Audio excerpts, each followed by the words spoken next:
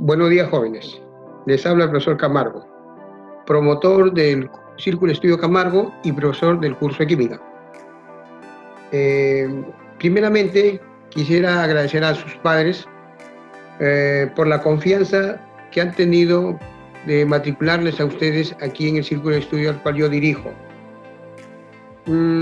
Trataremos, jóvenes, de que las clases sean lo más parecido posible a las clases presenciales que teníamos anteriormente aquí en SED, antes de la pandemia que ahora nos estamos padeciendo. Ahora quisiera darle algunos alcances de cómo vamos a desarrollar el curso de química durante todo este ciclo. Los alumnos del ciclo anual, para los chicos del ciclo anual, necesariamente tienen que tener un cuaderno para que puedan copiar sus tareas, tomar apuntes y lo que desarrolla el profesor en clase, ¿no? También, chicos, sobre todo con los del ciclo anual. Los chicos del ciclo anual, el curso de química es un curso muy extenso y se complica a medida que pasan los capítulos, ¿no? ¿Por qué? Debido a que el alumno no sabe tabla periódica. Les recomiendo que estudien tabla periódica. Pueden conseguir una tabla periódica en el internet y estudien los del grupo A. Se estudia en orden. Grupo 1, hidrógeno, litio, sodio, potasio, rubidio, cesio, francio. Grupo 2, berilio, magnesio, calcio, estroncio, bario, radio. Así hasta el grupo 8, ¿no? El helio, neón, argón, criptón, xenón, radón. Todo lo del grupo A nada más, pero en orden. Eso te va a ayudar bastante en el desarrollo del curso. ¿Ya? También, chicos, ellos, como les decía, tienen que copiar las clases. Los videos están, pero tienen que copiar las clases. Para los chicos del ciclo semestral o del ciclo paralelo, ellos deben tomar apuntes porque ya han hecho cuaderno el ciclo pasado. Ellos son chicos con experiencia, ¿no? Para que puedan tienen que tomar apuntes de las partes teóricas, de repente algunos conceptos que desconocen, y resolver los problemas propuestos en las separadas. Eso es todo, chicos, no quiero cansarles y ahora sí empezamos el curso de química. Primero estudiaremos la química. ¿Qué estudia la química? Bueno, tenemos ahí, dice, la composición, propiedades y transformaciones de la materia a nivel microscópico, ¿no? Ahí tenemos unas gráficas que nos va a ayudar, ¿no? Cómo está compuesto la materia, ¿no? De qué está compuesto, sus propiedades y su transformación. Es básico, ¿no? A nivel microscópico, dice. Analiza las partículas y las fuerzas que lo mantienen unida a la materia en su microestructura, ¿no? Estamos hablando a nivel atómico, como aquí tienes, ¿no? Aquí ¿no? Una grafiquita, un dibujito, y tenemos, ¿no? Un átomo ahí presente. Aprovecha el conocimiento de las propiedades de una sustancia para identificarlo o para utilizar con unos fines concretos, ¿no? Ahí tienes una grafiquita que te puede ayudar. El aspecto más importante de la química es probablemente el estudio de las transformaciones de unas sustancias en otras. Esto es en las reacciones químicas, ¿no? Lógicamente. Más adelante vamos a estudiar reacciones químicas. Bueno, ahora vemos las ramas de la química. Las ramas de la química son amplias. Solamente vamos a tomar lo más importante, o sea, lo que pide en San Marcos. San Marcos pide las ramas de la química inorgánica, orgánica, analítica, físico-química y bioquímica. La rama de la química, vuelvo a repetir, es extenso, perdón. Dice, química orgánica. Estudia la química inorgánica. Estudia las propiedades y las estructuras de todos los compuestos y elementos no orgánicos, dice. No orgánicos. Ejemplo, tenemos el ácido sulfúrico, el carbonato de calcio, el cloruro de sodio o sal de mesa. Ahí en la gráfica tienen el ácido nítrico, es esto de aquí. ¿De acuerdo? Este es el ácido nítrico, aquí tenemos el cloruro de sodio. Esta es su estructura Lewis del ácido nítrico, ¿no? Este es su, digamos, el ácido nítrico, esto sería el nitrógeno, el azulito, enlazado con los oxígenos que están aquí y el hidrógeno que está ahí, ¿no? Este es un modelo de varillas. ¿no? Su estructura, dice, ¿no? Ahí está, listo. Compuestos inorgánicos, ¿de acuerdo? Aquí tenemos cloruro de sodio, con su modelo de María, es una red cristalina, y aquí tenemos las esferitas de cloruro de sodio, ¿no? Estos son, esto es la química inorgánica, estudia a todos los elementos químicos, pero no estudia el carbono, ¿no? Va a estudiar el carbono, sí, pero al carbonato, perdón, al carbonatos, a los bicarbonatos, al monóxido de carbono y al dióxido de carbono. Esos únicos compuestos lo estudia la inorgánica. El resto de compuestos con carbono lo estudia la química orgánica. Ahora sí, dice, química orgánica. Estudia todos los compuestos que en su estructura, esta es su estructura molecular, esto que ven aquí, es su estructura molecular, más adelante lo vamos a estudiar, ¿no? Contienen átomos de carbono. Ajá, ahora sí, ¿no? Orgánica a todos los compuestos que tienen átomos de carbono. Repetimos, no estudia al monóxido de carbono, al dióxido de carbono, a los carbonatos y a los bicarbonatos, que lo estudia la química inorgánica. Ahí tenemos una estructura de, ¿no? Del hexano, de la glucosa, la fructosa, ¿no? Son, ¿no? Compuestos orgánicos. Ah, química analítica. Dice, es la rama de la química que estudia los componentes de una muestra y la cantidad que se encuentran, esta a su vez se dividen. A ver, vamos aquí. Analítica viene de analizar, ¿no? Analítica, de análisis. Química analítica cualitativa. Cualitativa viene de cuál. Dice, permite identificar la presencia de los componentes de una sustancia. Vamos a analizar aquí. Aquí tenemos, ¿no? Esta es la electrólisis del agua. Suponiendo que no conociese yo qué sustancias hay dentro de ellos, recién voy a identificar, aquí dice, recién me va a permitir identificar qué componentes tiene este líquido, bueno, que lo desconozco. ¿De acuerdo? Listo. Entonces voy a hacer electrólisis, suponiendo que este es así, hacemos la electrólisis del agua, no conozco, pero hago la electrólisis, pongo dos electrodos, ¿no? Un cátodo y un ánodo, y puedo observar que por aquí sale unas burbujas que contiene un gas. Por aquí sale otra burbuja que contiene también otro gas. ¿De acuerdo? Entonces yo voy a identificar al oxígeno. ¿Cómo identifico al oxígeno? Bueno, puedo encender un fósforo y si la llama se activa, bueno, es oxígeno, ¿no? Igual manera puedo identificar al hidrógeno, ¿no? Hay formas también de identificar al hidrógeno. Así como identifiqué al oxígeno que sale por un electrodo y el hidrógeno que sale por otro electrodo, entonces puedo afirmar que el líquido que está aquí es un líquido que tiene posiblemente en su composición hidrógeno y oxígeno, y ese compuesto se llamaría agua. Aquí está, ¿no? ¿No? Ahí está el oxígeno unido a dos hidrógenos, eso es la molécula del agua. Una vez identificado, bueno, que ya identifiqué, yo de repente tengo una cantidad X de agua, ¿no? Que yo puedo pesarlo, ¿de acuerdo? Y voy a analizar ahora cuantitativamente. Vamos a suponer, a ver, según mi gráfica, vamos a suponer que aquí hay 36 gramos de agua, según el cuadrito que tenemos aquí. Bueno, aquí tengo 36 gramos de agua, ya identifiqué que uno es hidrógeno y otro es oxígeno, por lo tanto es agua. Ahora voy a identificar lo cuantitativo, ¿no? La cantidad, determina, dice, analítica cuantitativa, determina la cantidad de los componentes que intervienen en una sustancia. Entonces, esto lo vamos a estudiar en estequiometría. Esta es una reacción química. Hidrógeno con oxígeno reaccionan y me produce agua. Esto ya está balanceado. Estos son valores estequiométricos. Pero ve, haciendo los cálculos estequiométricos, determino que 4 gramos de hidrógeno siempre se combina con 32 gramos de oxígeno y me produce 36 gramos. Ah, ya determiné la cantidad de cada uno de ellos, ¿ve? ¿No? Eso es lo que estudia la química analítica. Bueno, ahora tenemos la bioquímica.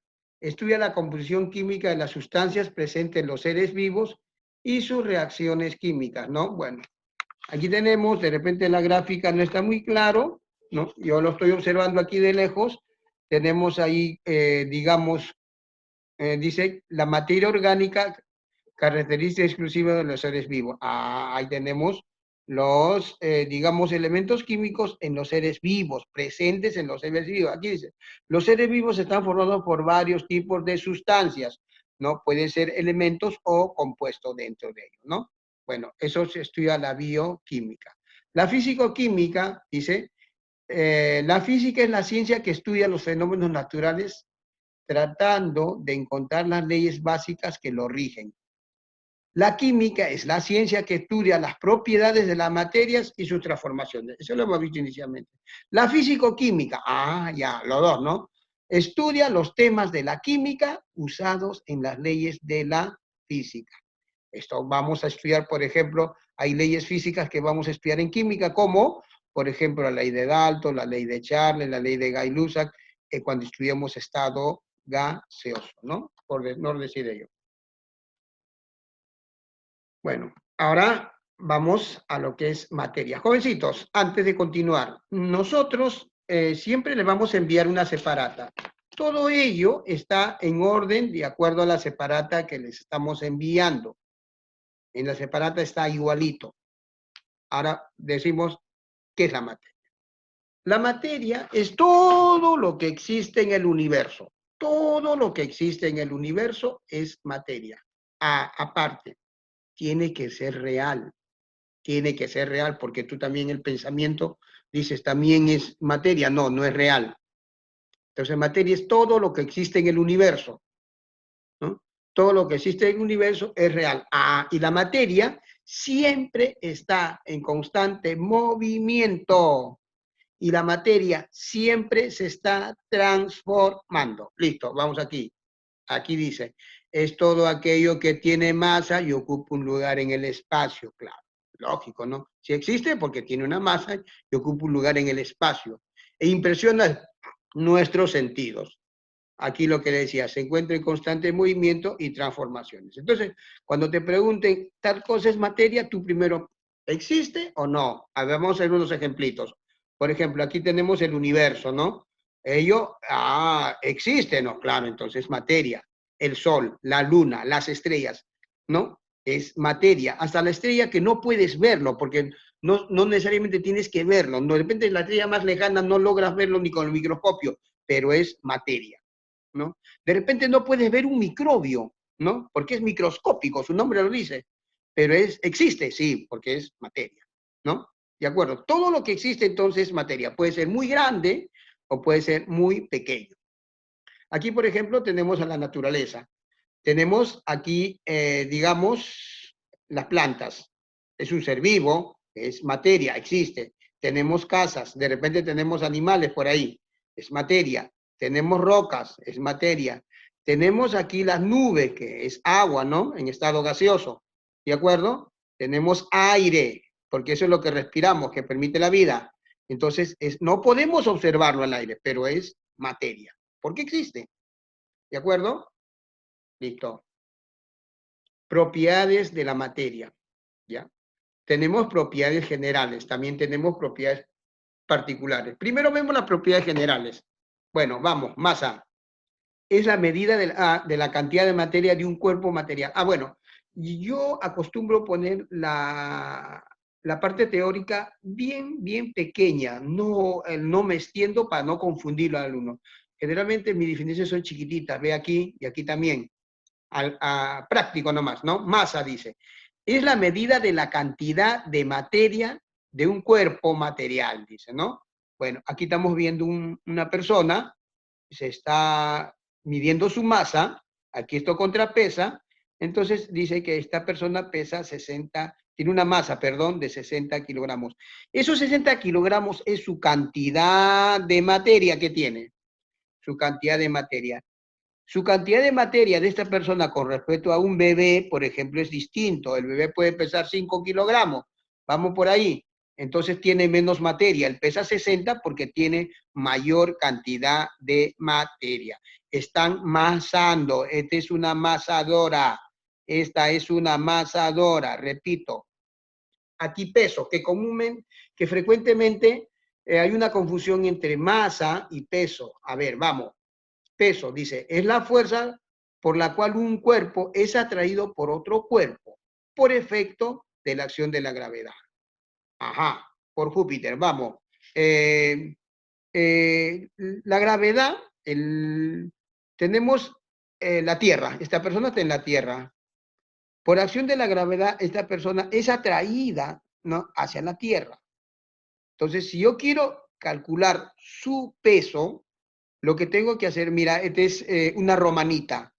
La persona se está colgando en la romanita y esto va a marcar la fuerza con la cual atrae la Tierra a esta persona. Y por lo tanto, marca peso. Esta romanita marca peso, porque está marcando la fuerza con la cual la Tierra lo está atrayendo. ¿De acuerdo? Entonces, es la fuerza con la cual un cuerpo atrae a otro por efecto de la gravedad, ¿no? ¿Ve? Lo que pasa que en la Tierra la masa y el peso son numéricamente igual. O sea, si a esta persona lo ponemos aquí en la romanita, aquí marca 60, entonces ahí también debería marcar 60. ¿De acuerdo? Aquí está el peso en unidades de fuerza, ¿no? Newton. ¿De acuerdo? Listo. A ver, un ejemplito más. La gravedad lunar es la sexta parte de la gravedad terrestre. O sea, te atrae con la sexta parte, te atrae la gravedad lunar. Si una persona pesa 60 kilogramos, como lo vemos aquí, a esta personita, aquí en la Tierra, tiene una masa de 60 kilogramos, su peso, que es numéricamente igual, también es 60 kilogramos. Si a esta persona lo trasladamos hacia la Luna, vamos a ver, la gravedad lunar es la sexta parte, entonces, su masa, ¿cuánto será? No, si no le has mutilado y no le has agregado nada, entonces su masa es la misma, su misma cantidad de materia. O sea, en la Luna, la persona tendría 60 kilogramos de masa. Pero su peso, ¿cuánto sería? La Luna le atrae con menos fuerza porque es la sexta parte. Entonces, su peso de esta personita sería 10 kilogramos fuerza. ¿De acuerdo? Listo. Ahora tenemos otra propiedad general, divisibilidad. Todo cuerpo material puede dividirse en partes cada vez más pequeñas. Bueno, he tomado ejemplo una piñita. Lo he dividido, lo sigo dividiendo, lo sigo dividiendo, lo sigo dividiendo, entonces lo puedo seguir dividiendo, ¿no? Esa es propiedad de divisibilidad. Extensión o volumen. Algunos le llaman extensión, algunos le llaman volumen. Bueno, es la medida del espacio que ocupa un cuerpo material. A ver, vamos. Aquí, la Coca-Cola líquida ocupa este espacio. Aquí está ocupando mayor espacio, mayor espacio. Bueno, la medida del espacio que ocupa. Impenetrabilidad. Dice, dos o más cuerpos no pueden ocupar el mismo espacio a la vez. Aquí tenemos un vaso que está lleno de agua. Vamos a suponer que ese líquido es agua. Y estamos agregando, vamos a introducir dentro del vaso, vamos a poner que esta es una papita. Ponemos una papa. ¿Qué sucede? Este espacio es ocupado por el agua, pero cuando introducimos la papa tiene que ocupar un espacio, entonces el agua se retira para cederle espacio a la papa, ¿no? Entonces, esa es impenetrabilidad. Otro ejemplo, vamos a colocar así, vamos a explicarle nada más, pero no está en la gráfica, es cuando tú te paras de repente en una avenida que de alta velocidad y pasa un tráiler y tú te has parado al costadito, ¿qué sucede? En la pista hay aire y el tráiler pasa a toda velocidad y el aire se retira a los costados, ¿de acuerdo? Y te empuja, te hace que te muevas todavía, ¿no? Una vez que pasa el tráiler, otra vez el aire regresa a su lugar. Eso se llama, ¿no? Impenetrabilidad. El aire tiene masa, pues por eso que se está retirando, ¿no? Listo, vamos al siguiente. Inercia, dice. Ahí está la inercia, el ejemplo de la inercia, ¿no? Todo cuerpo material que trata de mantener o conservar su estado de movimiento o reposo. Trata de mantener, dice, su estado de movimiento o su estado de reposo. Bien, vamos aquí. El jovencito está manejando su bicicleta. Wow, se pasó un perrito.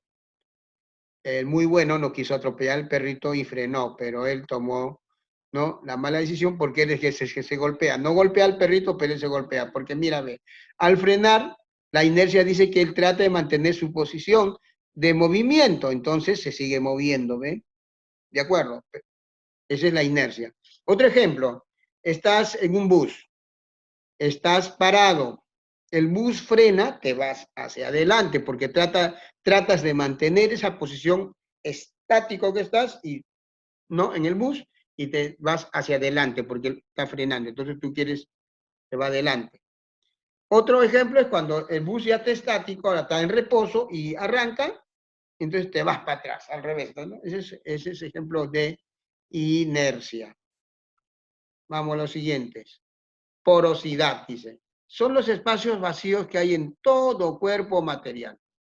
En todo cuerpo material. Bueno, aquí tenemos los poros sensibles. Son espacios vacíos que pueden comprimirse fácilmente, por eso dice son sensibles, como la esponja o el algodón. Aquí tenemos la esponja, aquí no está el algodón, ¿no? Pero ¿se puede comprimir? Sí, se puede comprimir, son espacios sensibles. Aquí tenemos el corcho, ¿lo puedo descomprimir? También. Esta es la piedra pómez, ¿no? ¿De acuerdo? También tienes espacios, tiene agujeros, pues pequeños agujeros. Aquí tenemos, digamos, poros físicos, ¿no? Vamos aquí.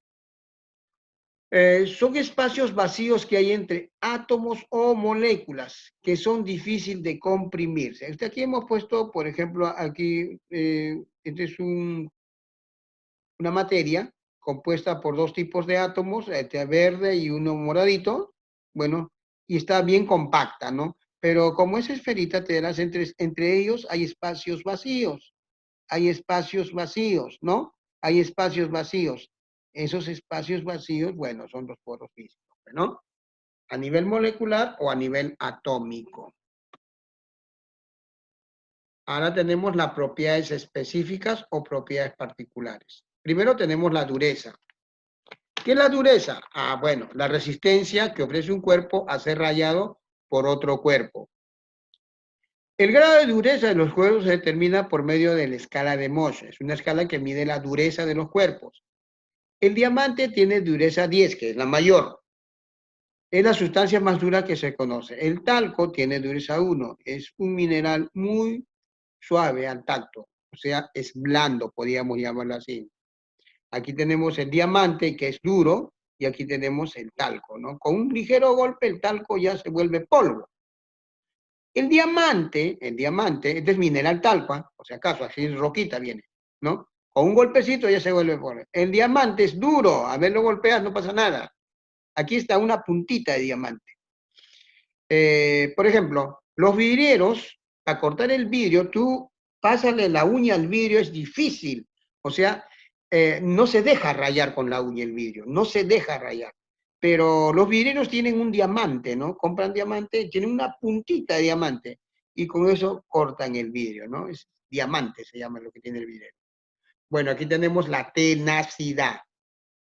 Es la resistencia que ofrecen los cuerpos materiales a ser torcidos, rotos o estirados. El material más tenaz es el hierro, luego le sigue el cobre. A ver, aquí tenemos el hierro. Este es hierro de construcción, ¿no? A ver, estíralo. O el alambre de fierro. Este es un hierro, bueno, no está en alambre, ¿no? Es el fierro de construcción. Si tuviéramos un alambre delgadito, a ver, estíralo. Si es de fierro, no se deja estirar. No se deja, es tenaz. Esa es la resistencia que ofreces, se llama tenacidad. Ah, ahora vamos con la maleabilidad. Bueno, aquí tenemos, dice, la facilidad que tienen algunos cuerpos materiales para poder convertirse en láminas muy delgadas. Aquí tenemos ejemplo, el oro, la plata, el platino, el aluminio tenemos aquí también, ¿no? Bueno, esta laminita se llama lámina de pan de oro, ¿no? Lámina de pan de oro. el metal más maleable es el oro. Dice, es la facilidad que tienen algunos cuerpos materiales, aquí faltó, pero los cuerpos materiales maleables son los metales. Igual, ductibilidad, entre maleabilidad y ductibilidad es propiedad de los metales, ¿no? Entonces, el metal más maleable es el oro. Entonces, decimos que el oro es un metal de una lámina muy muy delgadita, es el más maleable. Pero también maleable es el aluminio, la plata, todos los metales, el fierro, pero el más maleable es el oro.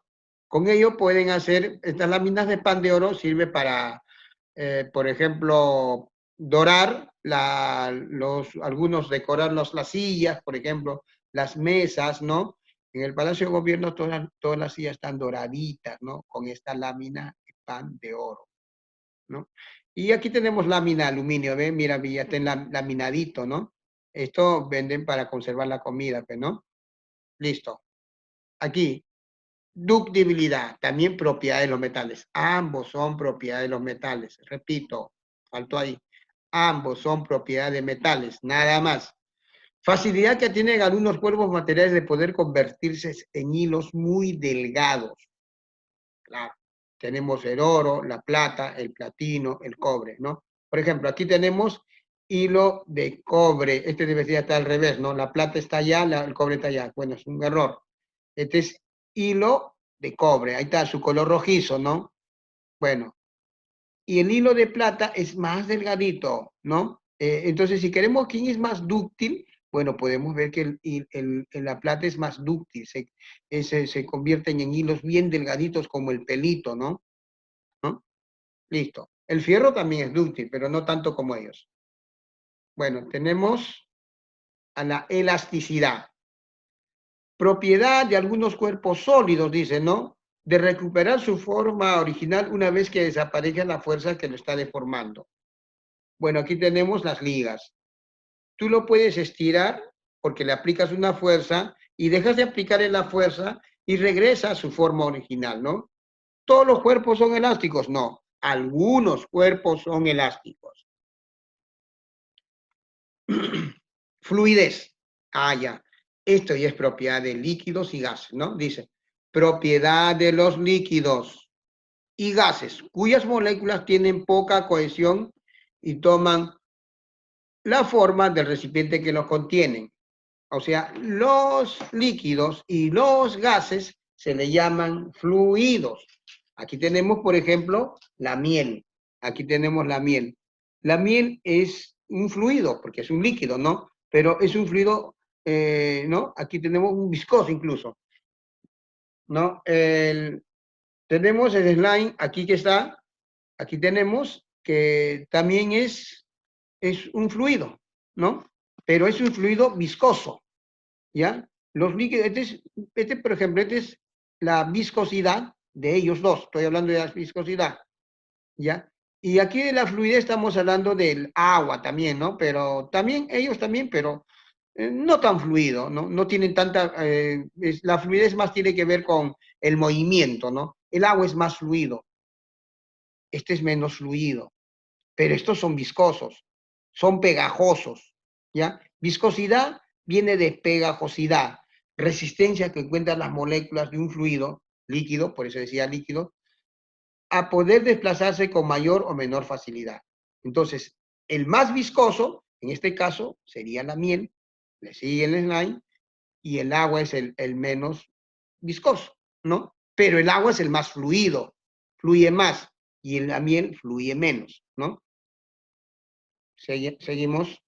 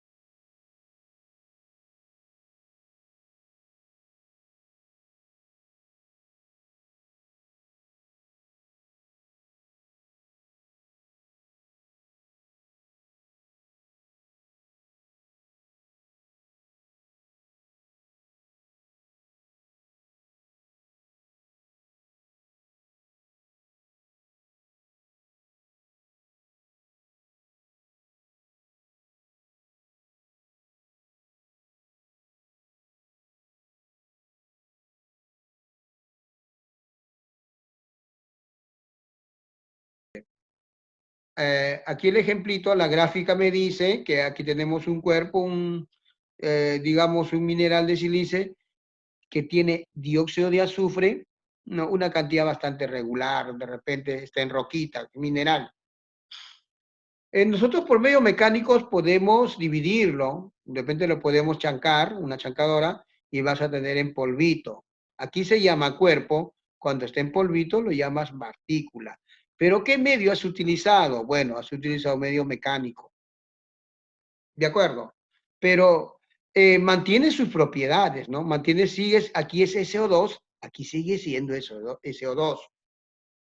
Esta partícula, por medio físico, tú lo puedes llevar a que sea una molécula, ¿no? Sea, por ejemplo, aquí lo tienes en sólido.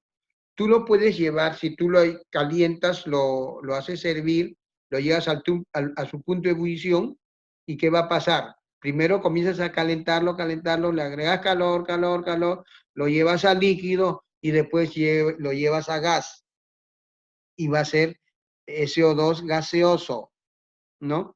Este es silicio, ese es Si, ¿ya?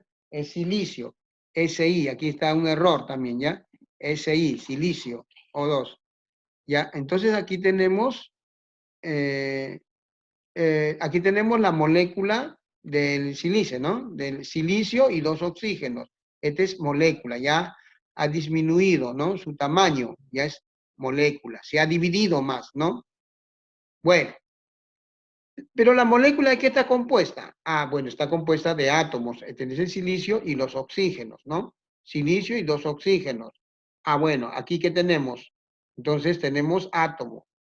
Allá. La molécula no lo puedes ver. Los átomos tampoco son muy pequeños. Pero tú lo puedes seguir dividiendo al átomo, claro. Vamos a estudiar más adelante que el átomo está formado por partículas subatómicas como son protones, neutrones y electrones. Entonces, se puede seguir dividiendo. Antiguamente se pensaba que el átomo era la última parte de la materia, pero hoy en día sabemos que el átomo no es la última parte de la materia porque se puede seguir dividiendo. Ah, ¿aquí qué medio se ha utilizado? Ah, medio químico. ¿Qué cosa es eso? Por medio de una reacción química has logrado separar al silicio del oxígeno. ¿Y aquí qué cosa? Ya tienes en átomo. Por medio de unas reacciones nucleares obtienes que las partes más pequeñas del átomo, como son neutrones, protones, electrones. ¿De acuerdo? Entonces ya tenemos aquí dividido, ¿ve? Va viendo que cada vez se puede dividir en más pequeño, más pequeño y más pequeño. Después tenemos acelerador de partículas nucleares y ahí sí ya llegamos a la parte final, ¿no? Que son los quarks. Entonces, estas partículas todavía, como el electrón, ¿no? El protón y el neutrón, se pueden dividir más y que sean más pequeños, esos son los quarks. Ambos, el neutrón y el protón, están compuestos por 3 quarks.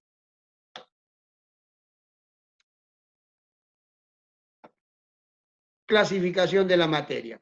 Bueno, vamos. Todo lo que existe en el universo es materia, hemos dicho. Y la materia en el universo se encuentra pura o a veces la encontramos mezclada. Vamos, sustancia. ¿Sustancia qué vendría a ser? Ah, dice. Sustancia es la materia que tiene composición química definida. Ah, pero eso se llama sustancia pura. Porque te dije, se encuentra pura o mezclada. Cuando tiene composición química definida, se llama sustancia pura y posee una fórmula o una representación simbólica. Repito, sustancia pura, materia que tiene composición química definida. ¿Tiene fórmula o tiene representación simbólica? Vamos aquí. Sustancia simple y sustancias compuestas. Ah, la sustancia simple, bueno, también llamada elemento químico, está formado por átomos iguales. Allá. Se va a llamar sustancia simple cuando es atómico y se llamará sustancia compuesta cuando es un compuesto químico. Sus moléculas, no, está formada por átomos diferentes. Los elementos que forman la molécula solo pueden ser separados por procedimientos químicos. A ver, vamos aquí.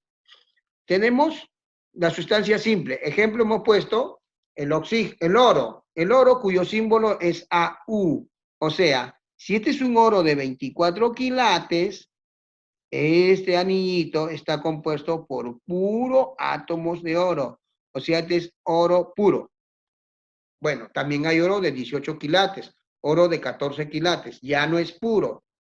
El oro de 18 quilates, gran parte es oro, el 75% es oro, el 25% ya no es oro, es plata. El oro de 14 quilates, el 50% es oro, la otra parte es plata y cobre, o sea, ya bajó su pureza. Ya el oro de 18 quilates, de 14 quilates, ya no es una sustancia, sino es una mezcla, porque ya está mezclada. En cambio, el oro 24 quilates es un oro puro. Podríamos decir que todo está compuesto por A1, que es el símbolo del oro. En este balón tenemos oxígeno, ¿no? El ejemplo que hemos puesto, el oxígeno. El oxígeno es O2, O2. El oxígeno atómico es muy inestable. Mejor dicho, tiene poco tiempo de vida, ¿no? Entonces, el oxígeno atómico se junta con otro oxígeno atómico, forma O2, que es un oxígeno estable, oxígeno diatómico se llama. Es vital para el ser humano, ¿no? Para la vida. Ahora, veamos, aquí está dentro del balón O2. Aquí está formado por dos átomos de oxígeno. Ambos son sustancias simples, formadas, dice, por átomos iguales. Otro ejemplo aquí podría ser el nitrógeno 2, también es parte del aire, ¿no? Oxígeno y nitrógeno. También es una sustancia simple porque también está formado por átomos iguales. O podría ser P4, que es fósforo, que también está formado por 4 átomos de fósforo. Cuando son átomos iguales, se llama sustancia simple. Cuando son átomos distintos, se llama sustancia compuesta. Por ejemplo, aquí tenemos el agua destilada. El agua destilada es el agua pura, no es el agua mezclada. El agua potable, por ejemplo, es un agua mezclada. El agua destilada es un agua pura. El agua pura solamente contiene H2O, ¿no? Esa es su fórmula, mientras ellos tienen símbolo. El carbonato de calcio también tiene fórmula. Calcio, carbono, oxígeno 3. Entonces, las sustancias compuestas tienen fórmula. Él tiene fórmula, él tiene fórmula. Las sustancias simples no tienen fórmula, tienen símbolo. AU, O. ¿De acuerdo? Listo. Ahora vamos con las sustancias mezcladas. Dice, es la unión de dos o más sustancias en proporciones variables. Ah, aquí la composición es fija, recuérdate, ¿no? Composición fija, definida. Este es variable. ¿Por qué? Vamos aquí. Este es agua, H2O. Si tiene H2O2 ya no es agua, es peróxido de hidrógeno, ¿no? Entonces, para que sea agua tiene que ser H2O. Composición química definida. Las mezclas es uniones, ¿no? Pero en proporciones variables. Agua con azúcar, puedes variar la proporción del azúcar. Si quieres bien dulce, con bastante azúcar. Si quieres poco dulce, con poco azúcar. Las proporciones de las mezclas son variables, ¿no? Mezclas, es unión. Unión. Bueno, continuamos. Dice, la mezcla puede ser homogénea o la mezcla puede ser heterogénea. La mezcla homogénea es totalmente uniforme, es decir, no se diferencian sus componentes, ¿no? O las sustancias. O sea, las mezclas es unión de sustancias simples o sustancias compuestas. Cuando es mezcla homogénea, no se distinguen los componentes, o sea, de los cuales están formados, los cuales presentan las mismas propiedades y composición. A ver, vamos. Por decir así, tenemos el vinagre. Aquí tenemos vinagre. Vinagre es ácido acético con agua. La cantidad de ácido acético en proporción volumétrica es muy pequeño, ¿no? Ácido acético con agua es vinagre. El ácido acético tiene fórmula. El agua tiene fórmula. Los dos son sustancias compuestas. Cuando desarrollemos la separata, ahí le vamos a explicar todo ello, ya la fórmula del vinagre, del ácido acético más la fórmula del agua me da vinagre, ¿no? Le decía.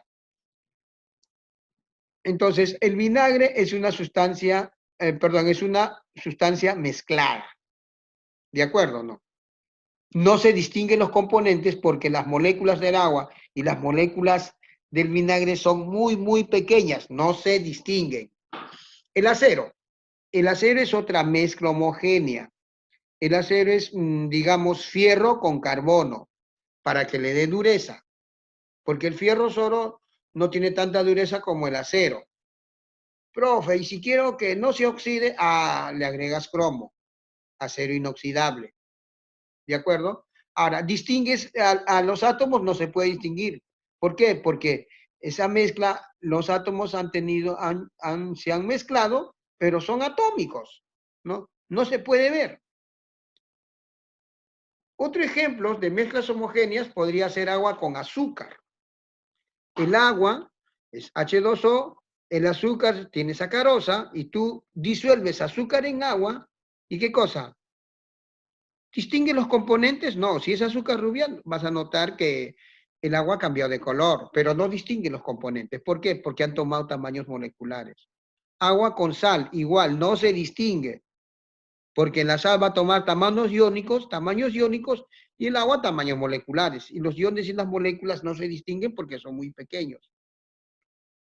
Bueno, tenemos infinidad. Después tenemos también, digamos, el bronce. ¿El bronce qué cosa es? También es una mezcla.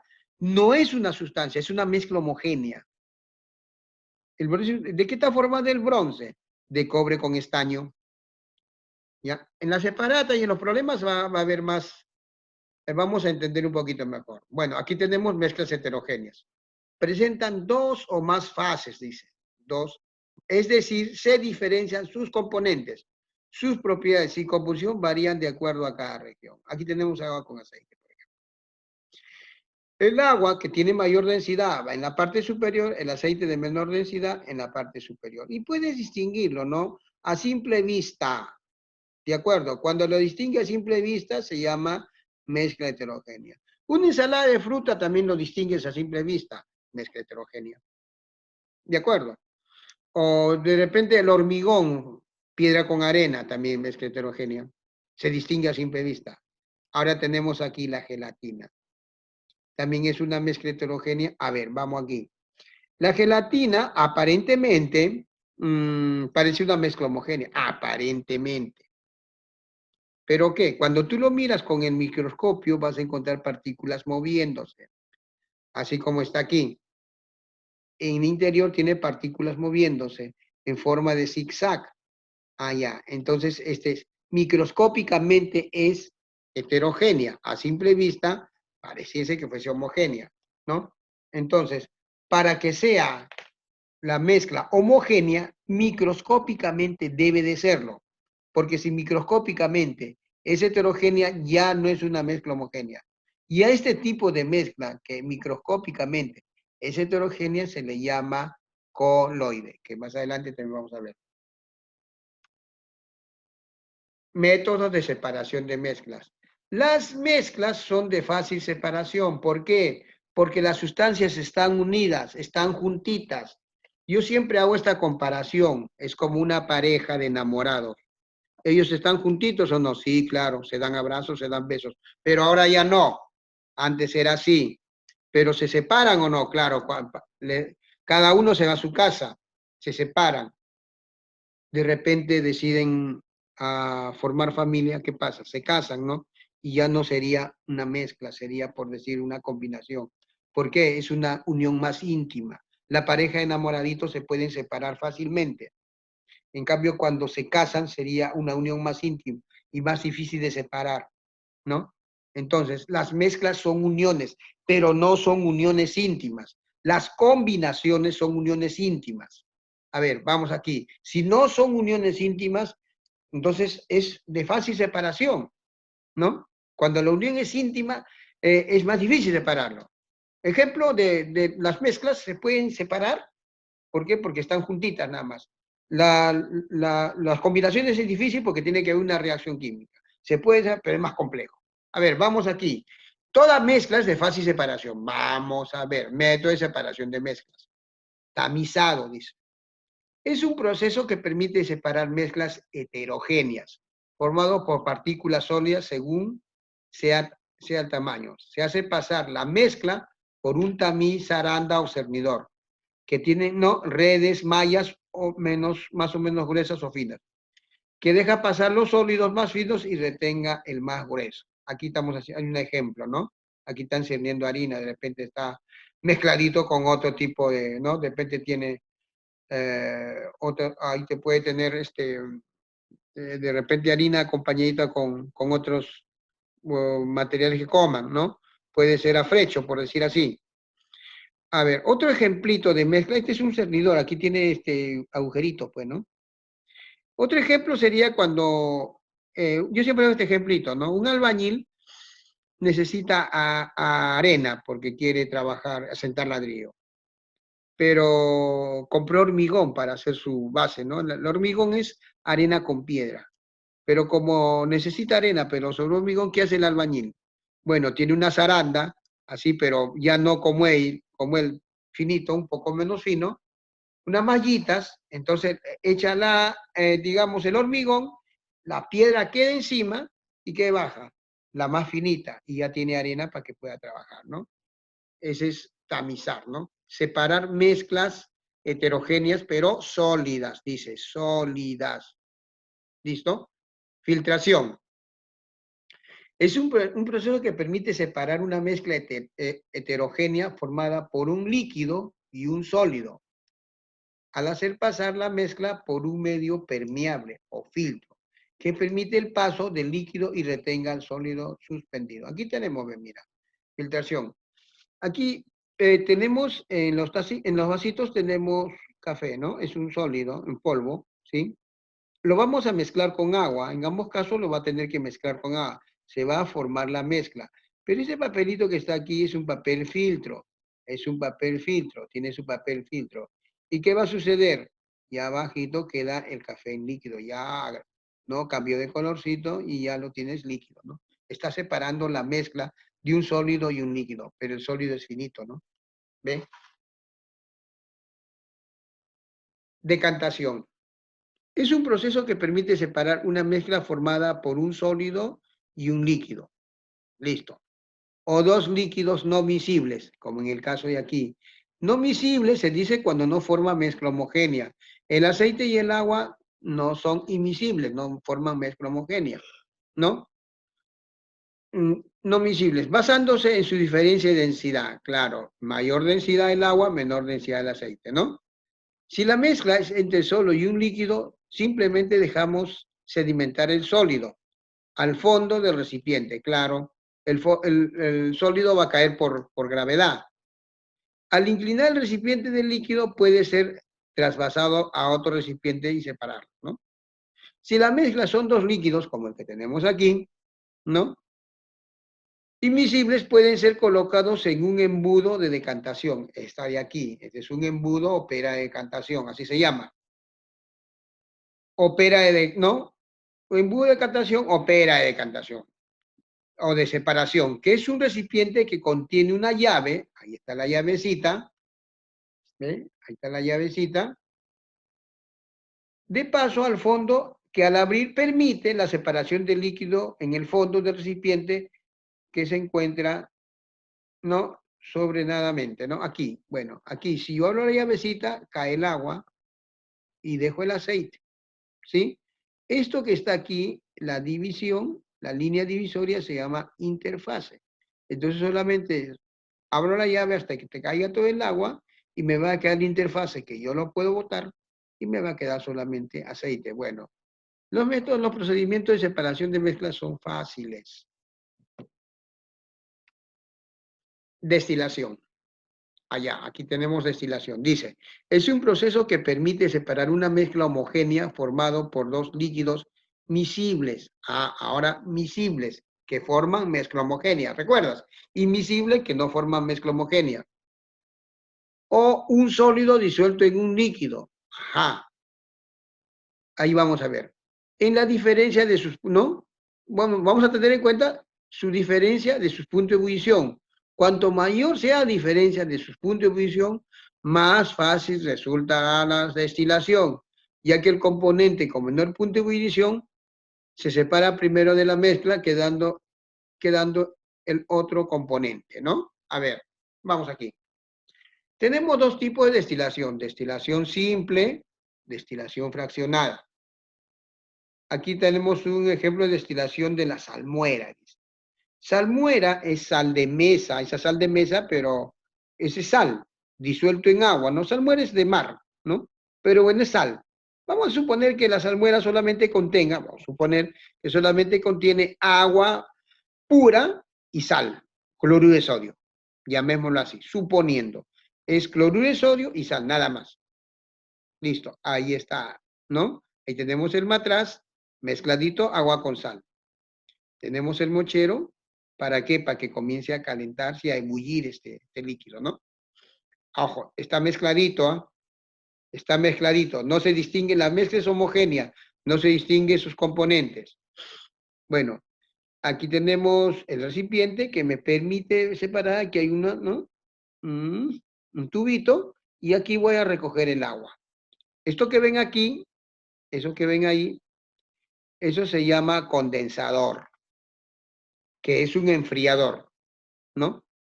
El recipiente es el matraz, aquí tenemos el condensador, aquí dice entra agua y sale agua. A ver, vamos por qué. Empecemos.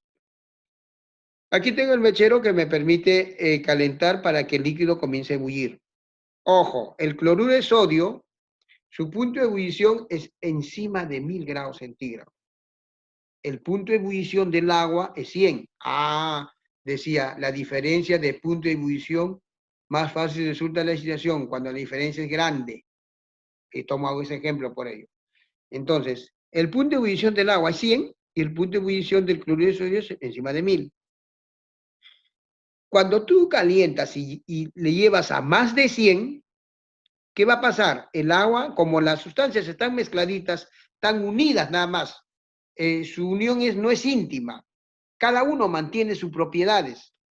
Entonces, ¿qué sucede? Cuando tú lo llevas a mayor de 100 grados centígrados, va a comenzar a pasar el agua al estado gaseoso. ¿De acuerdo? Solamente pasa las moléculas de agua al estado gaseoso y va a comenzar a caer por aquí. Como este es un condensador, lo va a enfriar porque está pasando moléculas de agua en estado gaseoso. Al enfriarlo, ¿qué pasa? Esa molécula de agua de estado gaseoso pasa al estado líquido y lo recoges, ¿no? Como va a seguir pasando moléculas de agua en estado gaseoso, este condensador va a comenzar a calentarse.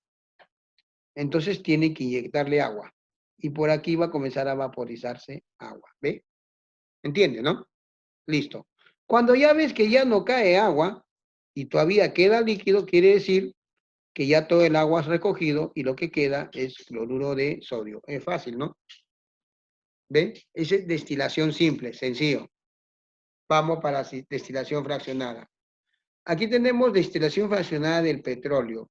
Bueno, aquí la imagen está pequeña, pero si logran verlo, dice, es un proceso físico para separar líquidos miscibles en base a diferencias, punto de ebullición o condensación. Bueno, es lo mismo, ¿no? Sino que aquí lo que tenía que decir es por fracciones. Aquí lo que pasa es que los puntos son, de repente, a ver,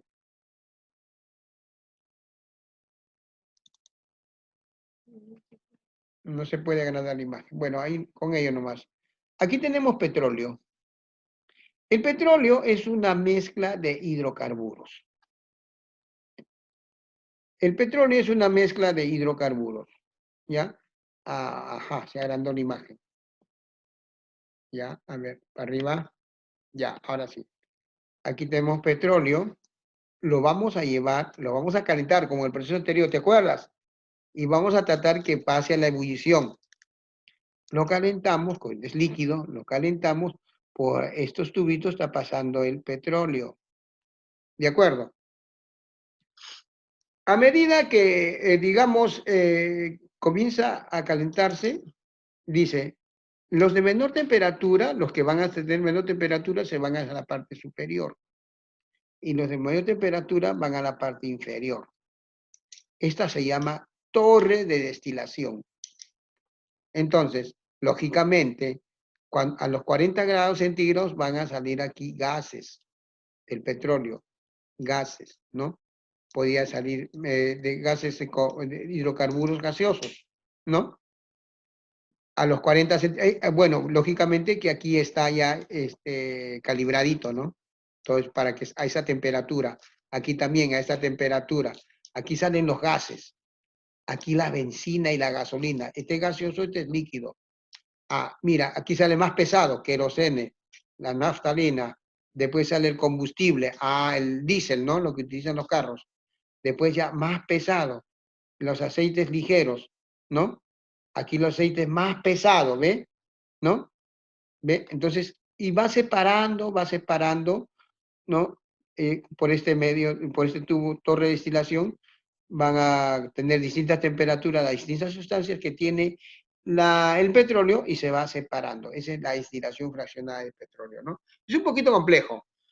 Yo les podía explicar, no está en la gráfica, la destilación fraccionada del, digamos, de el agua con alcohol. A ver, vamos aquí lo siguiente, mira, a ver.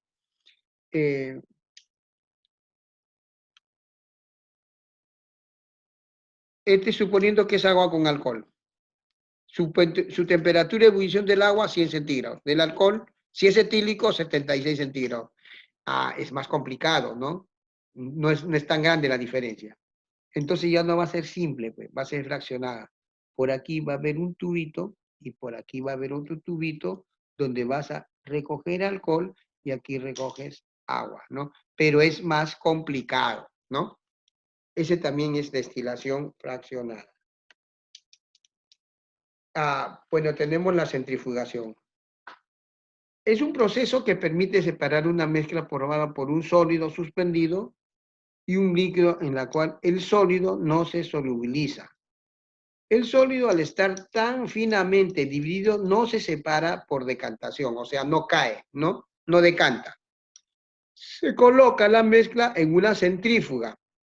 Es un aparato que hace girar, ahí lo ven, que hace girar a gran velocidad la mezcla, permitiendo que las partículas del sólido colisionen entre sí, o sea, choquen, ¿no? Y se acumulen, logrando depositarse finalmente en el fondo del recipiente y separarse del componente líquido. Aquí está, ¿no? Aquí tenemos el ejemplito, vamos a colocar aquí, que estos son sólidos, partículas sólidas en líquido, pero no caen, pues. Cuando es pesado, van a sedimentar, van al fondo del recipiente, pero estas no caen. Y tú no puedes separarlos, porque son finamente, tan menuditos que no puedes. Tú quisieras, no puedes. Es como si tuvieras lodo, a ver, separa, complicado, ¿no? Algo así. Entonces, ¿qué se hace? Lo colocas aquí, en la centrífuga, ello va a hacer que gire, este es el recipiente, ¿no? Aquí va a girar a gran velocidad, y estas partículas van a chocar unas a otras. Esas partículas comienzan a chocar unas a otras. ¿Y qué cosa? Se van acumulando y se van haciendo más grandes. Se van haciendo más grandes y ya por gravedad van a caer, ¿no? Por gravedad van a caer. Sedimento más denso, sedimento. Los menos densos van a quedar, ¿no? Pero ya van a caer. Otro ejemplito sería cuando tú quieres secar tu ropita. También utilizas una centrífuga, ¿no? Claro, haces que choque la ropita con los costados por gran velocidad y que las moléculas de agua van a caer porque están cohesionados a la ropa, ¿no? Eso es lo que pasa. Listo. Tenemos fenómenos de la materia. Tenemos fenómeno físico y fenómeno químico. Voy a avanzar un poco más rápido, ¿ya? Creo que estoy demorándome mucho. Dice, fenómeno físico no altera la estructura molecular. Fenómeno químico altera la estructura molecular. Generalmente son reversibles, generalmente son irreversibles. Voy a comparar nomás. Si yo doblo un clavo, el fenómeno es físico, porque no se altera la estructura molecular. Y aquí mira, ve, suponiendo fuese clavo, se oxida, fenómeno químico, se alteró, ¿no? Se ha alterado. Aquí era fierro solo, suponiendo es de fierro. Aquí sería fierro con oxígeno, se ha oxidado. Oxidación, pues, fierro más oxígeno, óxido férrico. ¿De acuerdo? Entonces, fenómeno físico, fenómeno químico. Estamos comparando nada más, ¿no? No tenía el clavo oxidado aquí. Bueno, aquí tenemos otro. Tenemos aquí la madera, por ejemplo. Tenemos la madera. Bueno, tenemos el cortar madera del árbol, tú cortas la madera, no cambia su estructura molecular, sería un fenómeno físico, no altera su estructura molecular. Pero si tú quemas la madera, bueno, se convierte en carbón, ¿no? Está cambiando su estructura molecular. Entonces, ese es químico, ¿no? Va a ser químico. ¿De acuerdo? Listo, se va a transformar. Listo, aquí tenemos uva, por ejemplo. Aquí hemos cortado uva, primero hemos sacado de la plantita, hemos cortado uva, entonces este es un fenómeno físico. Separado, ¿no? Sigue siendo uva. Ambos, sea el entero o fue a la parte, es uva. Ah, aquí qué cosa, estamos fermentando uva. Aquí hay un cambio en su estructura molecular. Aquí no hay cambio, mira, ve, no hay cambio, es el mismo. Una tiene su saborcito, él también tiene la misma propiedad. En cambio aquí ya no, cambió. Ahora se ha fermentado. De la fermentación de la uva que sale, bueno, el vino, ¿no? Ya ha cambiado. Ese es un fenómeno químico. Ah, tenemos fenómeno nuclear. Aquí dice, cambia la entidad nuclear de la materia. O sea, cambia la naturaleza de los elementos. La identidad, dice, identidad, cambia la identidad. Ojo, mira, ve, cambia la identidad. O sea, va a cambiar la identidad de la materia, ¿no? O sea, cambia la naturaleza de los elementos que constituyen la materia inicial. Con gran desprendimiento de energía. Aquí lo vemos aquí, es una reacción en cadena que más adelante lo vamos a explicar. Si fuese uranio, por decir así, que es un material radiactivo, este es un neutrón que va a impactar al uranio, que es un núcleo bastante grande. ¿Qué es lo que sucede? Se va a dividir en dos. Dividir se llama fisión, fisión nuclear. Fisionar es ruptura, fisión es ruptura, ruptura del núcleo. Mira, ve, el neutrón hace que este núcleo sea más grande y como es inestable, se divide en dos, ¿no? En dos núcleos nuevos, en dos núcleos nuevos. Bueno, ahora, al dividirse en dos núcleos nuevos, aparte salen disparados neutrones. Aquí ves uno, aquí vas otro y aquí vas otro. Estos neutrones a la vez vuelven a chocar a estos núcleos y lo sigue dividiendo en dos. A este núcleo lo divide en dos núcleos nuevos, dos núcleos nuevos, y a este núcleo lo divide en dos núcleos nuevos nuevamente. Y nuevamente salen neutrones. A esos dos núcleos nuevos que aparecen aquí, en la parte superior y en la parte inferior, otra vez es impactado por los neutrones y se va dividiendo nuevamente en dos nuevos núcleos, aquí otra vez en dos nuevos núcleos, aquí nuevamente en dos, y eso se llama la reacción en cadena, ¿no? Así funciona la bomba atómica. Ahora vemos el fenómeno, bueno, estados físicos de la materia. Ojo, aquí lo voy a explicar. En su separata que que les estoy enviando, ahí está también explicadito, ¿no? También está, o sea, la misma teoría y hay un cuadro de explicación de los estados de la materia. Entonces, haciendo más rápido porque el tiempo ya nos gana. Tenemos el estado sólido, líquido, gaseoso y el estado plasmático, ¿no? Bueno, a ver, vamos. Observemos aquí, en el estado sólido, ¿cómo se encuentra la materia en el estado sólido? Bueno, podemos observar que la materia está bien compacta, ¿no? Bien compacta. Vamos a ver. En los estados de la materia, estos tres se llaman estados de la materia, ¿no? ¿Ya? Estados agregados de la materia, los tres. En los estados agregados de la materia, o sea, en ellos tres, siempre existen fuerzas de atracción y fuerzas de repulsión, ¿ya? A la fuerza de atracción también se llama fuerza de cohesión. O sea, la materia trata de estar juntos siempre, siempre trata de estar juntos, o trata de estar separados. Hay esos dos tipos, o trata de estar juntos o trata de estar separados. Siempre existen esas dos tipos de fuerzas. Lo que pasa que en el estado sólido, la fuerza de atracción o la de cohesión que llamamos, es mayor que la repulsión, por eso está bien juntito, bien compacto, bien, ¿de acuerdo? Bien compacto porque la atracción es mayor que la repulsión, siempre existen. En el estado gaseoso, por ejemplo, aquí, la repulsión es mayor que la atracción, por eso están separados.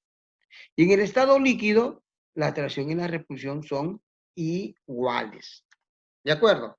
Ahora vamos aquí. Y en el estado plasmático, después lo vemos, ¿ya? Lo tratamos muy aparte. Primero en estos tres, que es lo que más viene. Ahora, bueno, la forma. Mira, ve, la forma que tiene, definida. Voy a tomar un ejemplo, por decir así. Ustedes tienen en su mano de repente un lápiz, o un lapicero, o de repente un cuaderno. ¿Tiene forma definida? No, claro. ¿Puedes deformarlo? No, esa es su forma, ¿no? Tú, si lo aplastas, estás viendo de forma, pero su forma es definida, es fija. Su forma del gas, vamos al extremo. Tú tienes, vamos a suponer, en un balón gas, en un balón pequeño. Esa misma cantidad de gas lo puedes tener en un balón más grande, ¿sí o no? Lo que pasa es que esto se va a dispersar en las moléculas gaseosas, ¿sí o no? O sea, su forma va a ser variable. ¿Qué forma tendrán las moléculas gaseosas? Va a depender del recipiente, ¿no? Va a depender del recipiente. Mientras la forma es fija, la forma del gas depende del recipiente. Su forma de los líquidos, mira, ve cómo están. Se mueven, tienen movilidad, ¿sí o no? Hemos no, ellos vibran nomás. Como ellos tienen movilidad, entonces su forma también depende del recipiente. Si tienes un litro de, digamos así, de agua gaseosa, de repente lo tienes en una botella, de repente lo tienes en otro recipiente que no es botella, y va cambiando de forma, pero siempre es un litro, ¿no? Su forma aquí es fija, su forma variable depende del recipiente, su forma variable depende del recipiente. El tipo de movimiento, ellos están en posición fija, no se trasladan, mira, ve, no se trasladan, solamente vibran, porque la materia está en movimiento. En este caso estaría vibrando. Aquí tiene movimiento caótico. Y aquí sí tiene movimiento. Se deslizan de un lado para otro lado.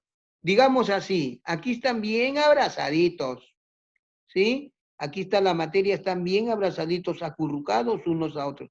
Bien juntitos, mírale, ven. En cambio aquí están bien separados. Abrazaditos, separaditos. Y aquí, bueno, aquí estarían de la manito, pues. Porque esta molécula, vamos a suponer, con esta molécula vecina, están agarraditos de la manito, están enlazaditos. Ese enlace intermolecular permite que sea gaseoso, líquido, perdón, ¿no? Entonces, entre moléculas hay enlaces, que no lo vemos aquí, pero entre molécula y molécula, si queremos tomar estos dos, hay enlace intermolecular que permite que sean líquidos. Entonces, vamos a decir así, que aquí están abrazaditos, aquí están separaditos y aquí están de la manito. Movimiento vibratorio, movimiento caótico. ¿Ellos qué pasa? Se deslizan, ¿no? Se deslizan, ¿de acuerdo? Tienen movimiento de traslación. En volumen, ¿cómo es el volumen? Fijo, mírale que cambia, no, fijo.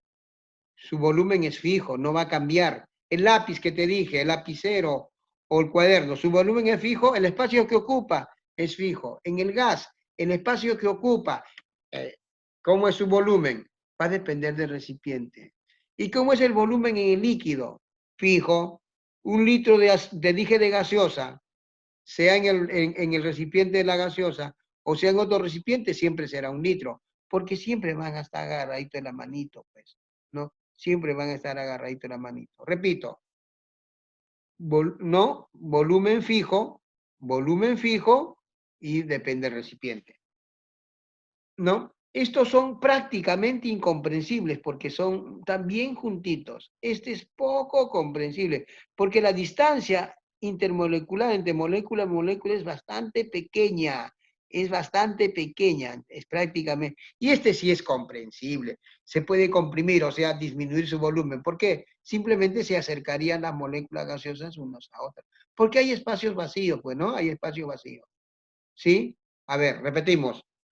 Las fuerzas intermoleculares, aquí, fuerza de los sólidos son mayores que, ¿no? La fuerza de atracción mayor que la repulsión.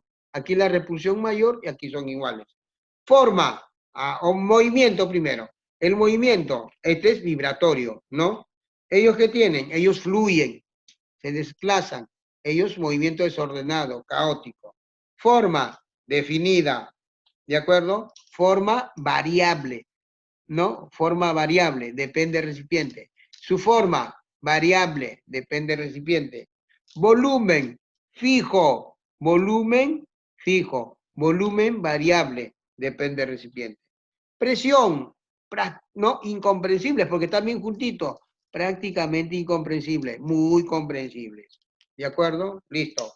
Ahora sí vamos al plasmático. El estado plasmático, chicos, es un estado, es el estado más abundante en el universo, ¿no? Donde los átomos están totalmente ionizados, debido a que ellos están sometidos a altas temperaturas. Cuando están sometidos a altas temperaturas, van a perder sus electrones y prácticamente ellos serían cationes, cationes en movimiento y sus electrones libres. O sea, es como una mezcla de cationes y electrones libres, pero eso se da a temperaturas elevadísimas, como por ejemplo en el Sol, ¿no? Bueno, cambio de estado. Ahora vamos a ver el cambio de estado de la materia.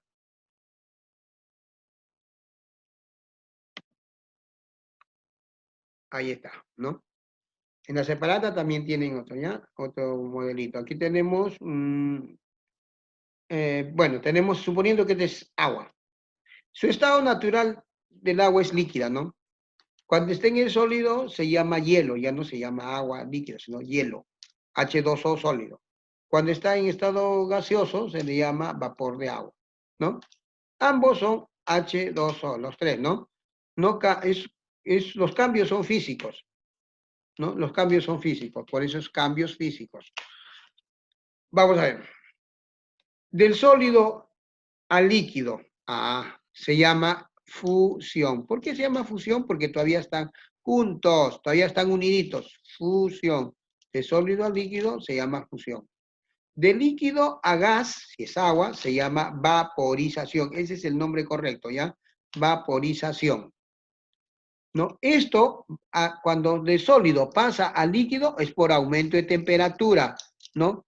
Y de líquido pasa a gaseoso también por un aumento de temperatura. O sea, este proceso es endotérmico, absorbe calor. Aquí necesita más calor y aquí necesita más calor, ¿no? Listo, absorben calor.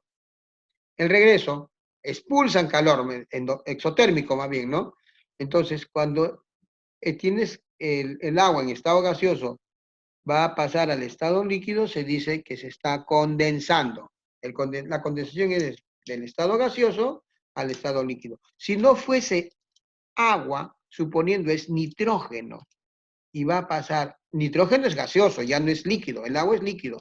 Si fuese nitrógeno, su estado natural gaseoso, y pasaría a líquido, ya no haría más condensación, se llama licuación, porque su estado natural es gaseoso, ¿no? Condensación porque su estado natural líquido. ¿De acuerdo? Listo. Estás en estado líquido. Ahora lo llevas a la refrigeradora, lo vas a volver sólido. De ahí su nombre, solidificación, ¿no? Bueno, repito, esto es cuando expulsa calor, ¿no? Por eso aumenta temperatura, disminuye temperatura en el paso acá allá, ¿no? Listo. Ahora aquí, el paso del estado sólido al estado gaseoso de manera directa se llama sublimación progresiva y el inverso, sublimación regresiva. ¿Ya? Listo. Siguiente. Ya. Ahora vamos a ver los tipos de vaporización. Aquí tenemos la vaporización, puede ser evaporación, ebullición o volatilización, que no lo hemos puesto ya. Repito. Estos son tres formas de vaporización: evaporación, ebullición y volatilización. ¿Qué es la evaporación?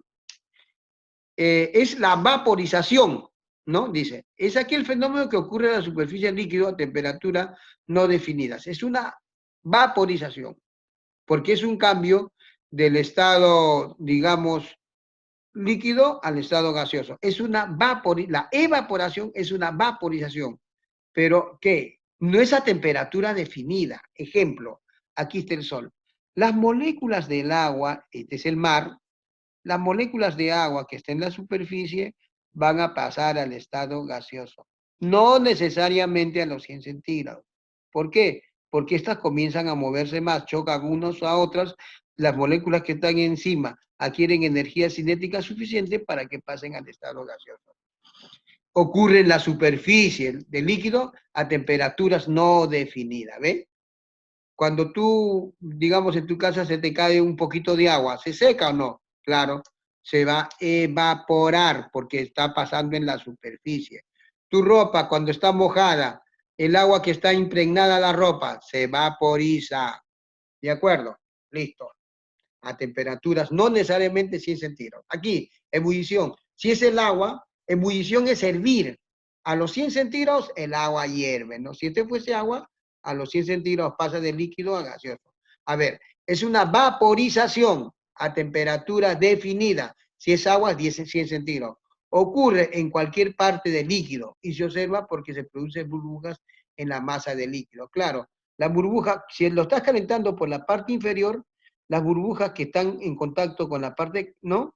De donde en contacto con la parte donde recibe calor, esas son las que escapan primero, porque esos llegan a los 100 centígrados, ¿no? Eso es, ¿no? Esa es la ebullición. ¿Y qué es la volatilización, que no está aquí? También es una vaporización, pero violenta. Ejemplo, el thinner.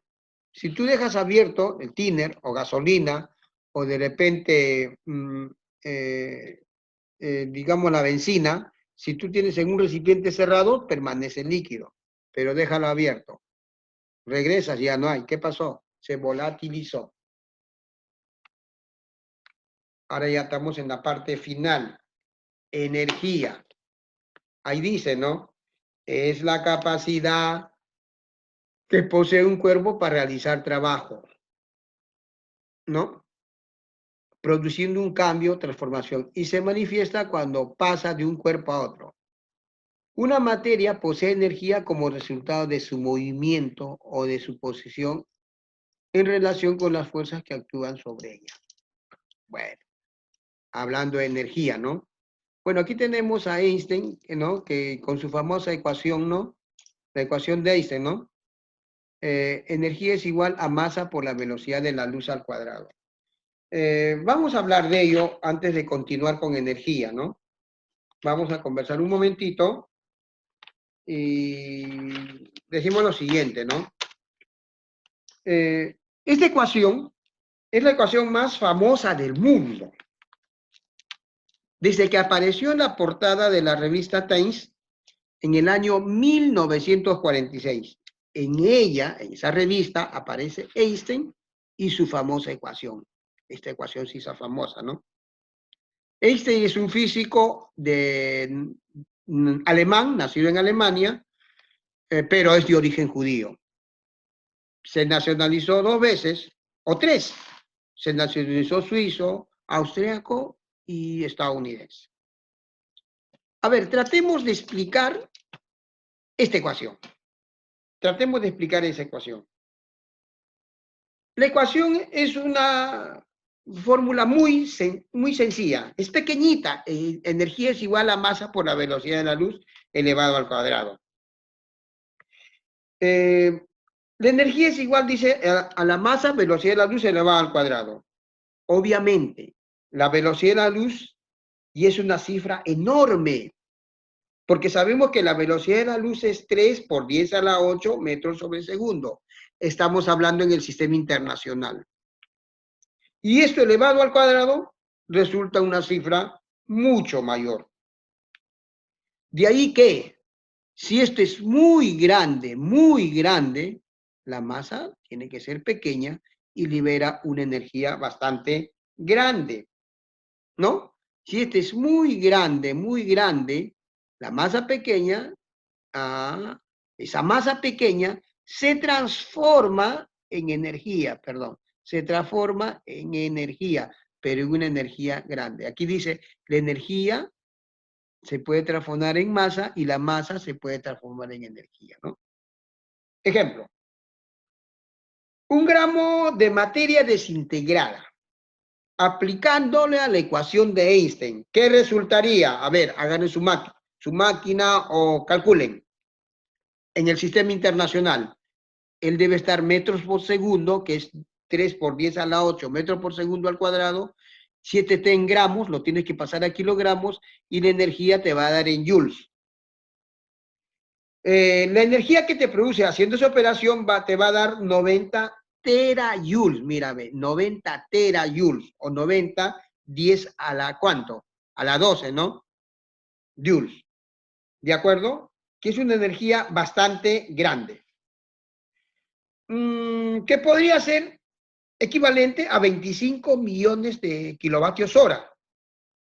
Con esta energía, nosotros podríamos mantener prendido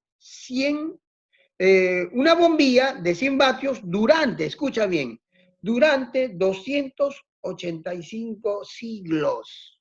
O sea, es una energía bastante grande.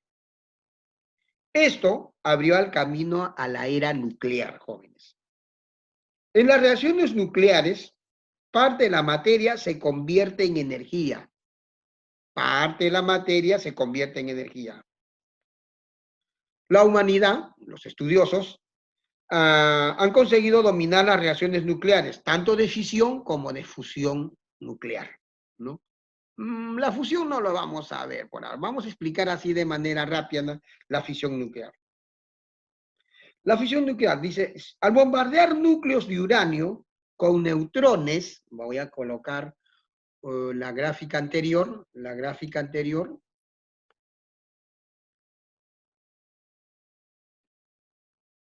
Ajá, ahí está. Perdón, un momentito. De antes le dije, ¿no? ¿Por qué uranio? Porque el uranio es un material radiactivo. Entonces, radiactivo es que tiene poco tiempo de vida, ¿ya?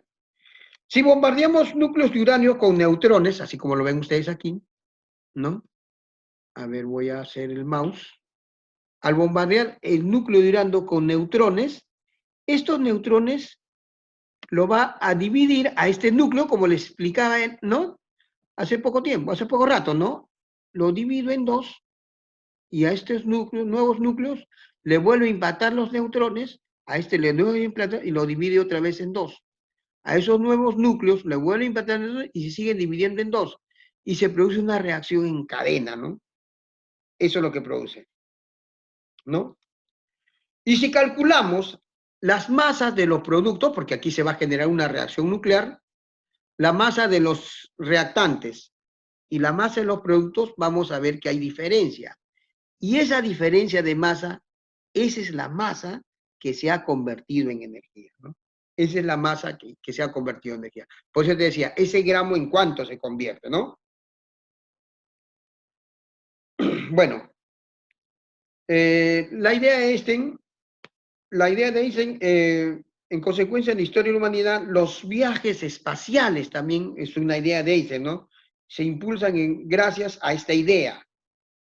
La energía nuclear se alzó a partir de esa fórmula. También fue una idea inspirada en el desarrollo de la bomba atómica, que Estados Unidos detonó, perdón, sobre las ciudades japonesas de Hiroshima y Nagasaki en el año 1945, precipitando el final de la Segunda Guerra Mundial, ¿no? En resumen, la materia no es más que una forma de energía. A ver, vamos aquí.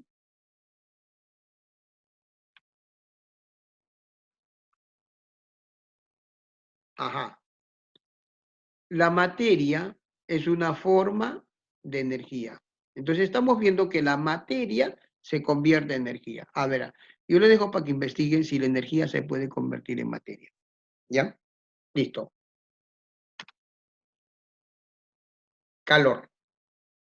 Es una energía de tránsito, dice. También podemos definir el calor como una energía almacenada en los cuerpos que dependen de las vibraciones de las moléculas. Eso es calor. O también energía de tránsito entre un cuerpo y su entorno. Y solo ocurre, mira, escucha bien, cuando hay una diferencia de temperatura. La dirección del calor es de mayor a menor temperatura. Ahí está. El ejemplito le vamos a explicar. La cantidad de calor, bueno, la cantidad de calor es la energía térmica necesaria para elevar la temperatura de una masa dada. O también se define como energía cedida o absorbida por un cuerpo de masa cuando su temperatura varía en un número determinado de grados, ¿no? En este caso centígrados. Eh, Aquí tenemos la formulita para calcular la cantidad de calor. Calor es igual a masa, calor específico, variación de temperatura, ¿no? La masa te van a dar de edad y te van a pedir calcular el calor, ¿no?